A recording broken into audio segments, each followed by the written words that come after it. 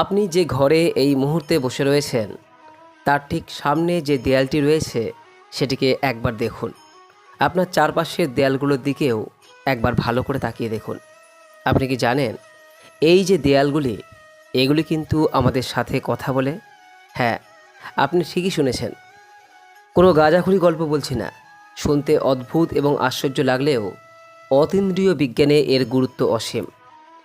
আমরা ৯৯% মানুষই একে নিছক জড় পদার্থ মনে করে গুরুত্ব দিই না, অথচ এর উপর আপনার ভাগ্যের এবং আপনার ভবিষ্যতের অনেক কিছুই নির্ভর করে।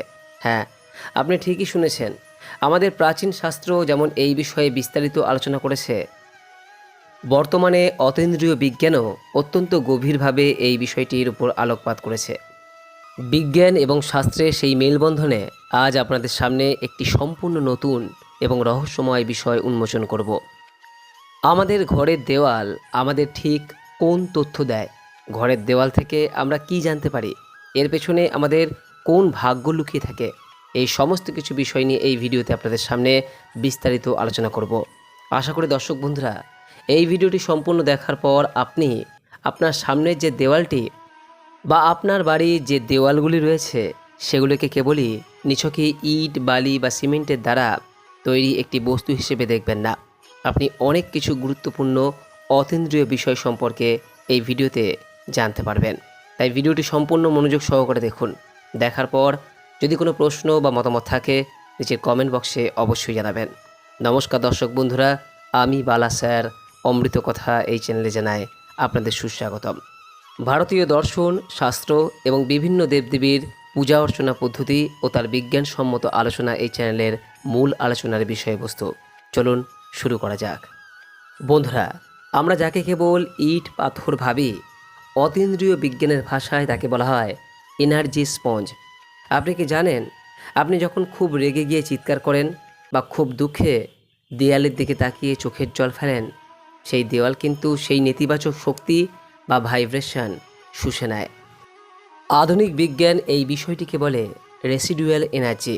দীর্ঘ সময় ধরে একটি বদ্ধ ঘরে আপনি যে ধরনের চিন্তা করেন, দেয়ালগুলো সেই চিন্তার প্রতিফলন ঘটাতে শুরু করে। তাই দেখবেন কিছু ঘরে ঢুকলে হঠাৎ করেই মন ভালো হয়ে যায়। আবার এমন কিছু ঘর রয়েছে যেখানে ঢুকলে দেখবেন অনেক সময় মনে হয় অকারণে দম বন্ধ হয়ে আসছে। আপনার ক্ষেত্রে যদি এমন অভিজ্ঞতা হয়ে থাকে নিচের কমেন্ট বক্সে অবশ্যই জানাবেন। বন্ধুরা, এটা আসলে ওই দেওয়ালে ধরে রাখার স্মৃতির প্রভাব। আমাদের প্রাচীন বাস্তুশাস্ত্রে দেওয়ালকে কেবলমাত্র বিভাজন বলা হয়নি, একে বলা হয়েছে আবরক শক্তি। ঋগ্বেদ এবং বিশ্বকর্মা প্রকাশে বলা হয়েছে ঘরের উত্তর বা পূর্ব দিকের দেওয়াল যদি খুব ভারী বা অপরিষ্কার থাকে তবে সেই বাড়ির মানুষের উন্নতির পথ রুদ্ধ হয়। কারণ এই দিকগুলি থেকে মহাজাগতিক পজিটিভ এনার্জি আসে। যদি আপনার দেওয়াল স্যাঁতস্যাঁতে হয় অথবা রং চটে গিয়ে বীভৎস দেখায়, তবে জ্যোতিষশাস্ত্র মতে আপনার কুণ্ডলিতে রাহু এবং বুধের অশুভ প্রভাব বাড়তে পারে, যার ফলে ব্যবসায় ক্ষতি বা অকারণ পারিবারিক অশান্তি দেখা দেয়। বন্ধুরা, আপনার ঘরের দেওয়াল আপনাকে আগাম সতর্কবার্তাও দেয়, কিন্তু আমরা অনেক সময় তা বুঝতে পারি না। এই ধরুন, ঘরের কোণে বা নির্দিষ্ট কোনো দেওয়ালে যদি বারবার ফাটল ধরে, যেটা কোনো টেকনিক্যাল কারণে নয়, তবে বুঝবেন সেই ঘরে নেতিবাচক শক্তির প্রভাব বাড়ছে। এটি আর্থিক সংকটের একটি অতীন্দ্রিয় সংকেত। দ্বিতীয়ত, বিশেষ কোনো কারণ ছাড়াই দেয়ালে যদি দেখেন কালো ছোপ পড়া শুরু করেছে, তাহলে এটি রাহু এবং শনির কুপদৃষ্টির লক্ষণ। এটি নির্দেশ করে যে আপনার বাড়িতে বা আপনার জীবনে কোনো গুপ্ত শত্রু বৃদ্ধি পাচ্ছে। বন্ধুরা, শুধু কি জ্যোতিষশাস্ত্র এই বিষয়ে কথা বলে, নাকি এর পেছনে কোনো বিজ্ঞান লুকিয়ে রয়েছে? এ প্রসঙ্গে আপনাদের বলি যে বিজ্ঞান আজ প্রমাণ করেছে জড়বস্তুর মধ্যেও কম্পন বা ভাইব্রেশন থাকে। আপনি কি জানেন যে জাপানি বিজ্ঞানী মাসারু ইমাতো প্রমাণ করেছেন জলের কণা আমাদের কথা বা চিন্তার দ্বারা প্রভাবিত হয়। আপনি যখন ঘরে বসে প্রতিদিন ঝগড়া করেন বা নেতিবাচক চিন্তা করেন, সেই দেওয়ালের ভেতরে সূক্ষ্ম কণাগুলি সেই নেতিবাচক এনার্জিকে ধরে রাখে। একে বিজ্ঞানের ভাষায় বলা হয় এনার্জি ইমপ্রিন্টিং। আপনি ঘর থেকে বেরিয়ে গেলেও আপনার ছিঁড়ে যাওয়া সেই অশান্তির রেশ দেয়াল ধরে রাখে, যা পরবর্তীকালে আপনার মস্তিষ্ককে আবার অশান্ত করে তোলে। এটাই আপনার ভাগ্যের অবনতির শুরু। আমাদের প্রাচীন মুনি ঋষিরা এই রহস্যের কথা জানতেন, তাই সাধারণ বাড়ি আর মন্দিরের দেওয়ালের মধ্যে তফাৎ রাখা হতো। শাস্ত্রে বলা হয়েছে, যত্র আকৃতি তত্র গুণাঃ, অর্থাৎ যেখানে যেমন আকৃতি বা পরিবেশ, সেখানে সেই গুণের প্রভাব তেমনই। দেখবেন আপনি যখন কোনো প্রাচীন মন্দিরে যান, সেখানকার দেয়াল থেকে কি এক অদ্ভুত শান্তি অনুভব করেন না? কারণ কয়েকশো বছর ধরে ওই দেয়ালগুলি হাজার হাজার মানুষের ভক্তি আর মন্ত্র উচ্চারণ শোষণ করে নিয়েছে। ঠিক একইভাবে আপনার ঘরের দেওয়াল যদি অগোছালো, স্যাঁতস্যাঁতে বা নেতিবাচক ছবির দ্বারা আবৃত থাকে, তবে সেটি আপনার কুণ্ডলীর চতুর্থ ভাব, যাকে বলা হয় সুখ ভাব বা গৃহসুখের ঘর, সেই ঘরকে এবং চন্দ্রদেবকে পীড়িত করে। ফলে আপনার মনে শান্তি থাকে না এবং ভুল সিদ্ধান্তের কারণে আপনার ভাগ্য আপনার সঙ্গ ত্যাগ করে। বন্ধুরা, একটু ভেবে দেখুন তো, একটি হাসপাতালের দেওয়ালের ভেতরে আপনি যে অস্থিরতা অনুভব করেন, একটি লাইব্রেরি বা কোনো ঠাকুর মন্দিরের দেওয়ালের ভেতর কি সেই একই অনুভূতি হয়? কক্ষ দুটির গঠন হয়তো একই, কিন্তু সেখানকার দেয়ালগুলির যে ধরনের স্মৃতি বছরের পর বছর ধরে জমিয়ে রেখেছে, তা আপনার অবচেতন মনকে প্রভাবিত করে। আপনি যখন নিজের ঘরে বসে ভবিষ্যতের স্বপ্ন দেখেন, তখন আপনার চারপাশের দেওয়াল যদি আপনার পূর্বের ব্যর্থতার স্মৃতি বা অলসতার এনার্জি ধরে রাখে, তবে আপনি চাইলেও সফল হতে পারবেন না। তাহলে এর থেকে মুক্তির কী উপায় রয়েছে?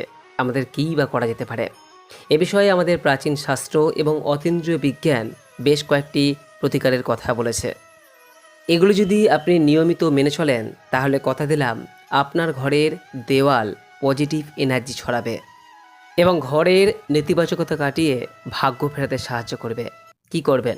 প্রথমত, সপ্তাহে অন্তত একদিন ঘর মোছার জলে সামান্য সামুদ্রিক লবণ মিশিয়ে দেওয়ালের কোণগুলি পরিষ্কার করে নিন। নুন হলো নেতিবাচক তরঙ্গ শুষে নেওয়ার জন্য অব্যর্থ টোটকা, তাই এই কাজটি সপ্তাহে একদিন হলে অবশ্যই করুন। দ্বিতীয়ত বন্ধুরা, আপনার ভাগ্য ফেরাতে দেওয়ালের রঙের গুরুত্ব কিন্তু অপরিসীম। হালকা হলুদ বা ক্রিম রং বৃহস্পতির প্রতীক, যা জ্ঞান এবং সুখ বাড়ায়। অন্যদিকে হালকা সবুজ, হালকা নীল, গোলাপি অথবা সাদা, এই রঙগুলি আপনার দেয়ালের রং হিসেবে ব্যবহার করতে পারেন। আপনার দেওয়ালে যত ডিপ রং কম রাখবেন, ততই কিন্তু ভালো। তৃতীয়ত বন্ধুরা, আমাদের প্রাচীন শাস্ত্রে যন্ত্রম বা চিহ্নের গুরুত্ব অপরিসীম। আপনার ঘরের প্রধান দেওয়ালে উত্তর বা পূর্ব দিকে একটি স্বস্তিক অথবা ওম চিহ্ন স্থাপন করুন।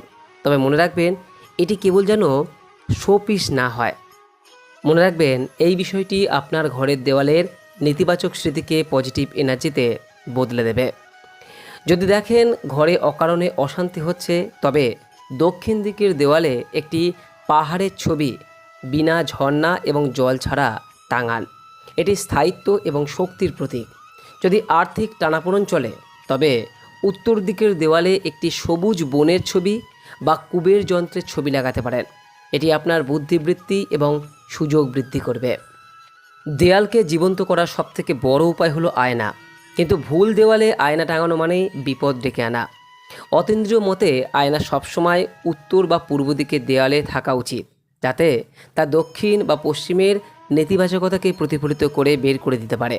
ভুলেও কিন্তু শোবার ঘরের দেওয়ালে এমন জায়গায় আয়না রাখবেন না যেখানে শোয়া অবস্থায় আপনার প্রতিফলন দেখা দেয়।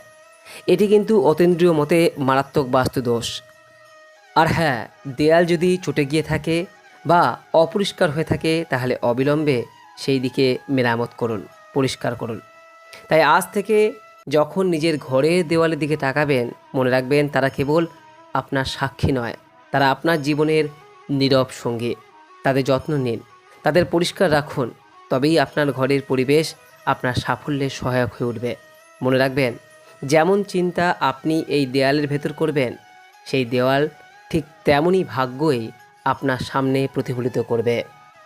আশা করি দর্শক বন্ধুরা এই ভিডিও থেকে অনেক নতুন কিছু জানতে পেরেছেন। যদি এরপরও কোনো প্রশ্ন বা মতামত থাকে, নিচের কমেন্ট বক্সে অবশ্যই জানাবেন। আপনার ঘরের দেওয়ালে কি এমন কোনো বিশেষ চিহ্ন বা ঘটনা দেখেছেন কমেন্টে অবশ্যই লিখুন। আজকের মতো এতটুকুই। সকলেই ভালো থাকুন, সুস্থ থাকুন। নমস্কার, ধন্যবাদ। ঈশ্বর আপনার মঙ্গল করুক।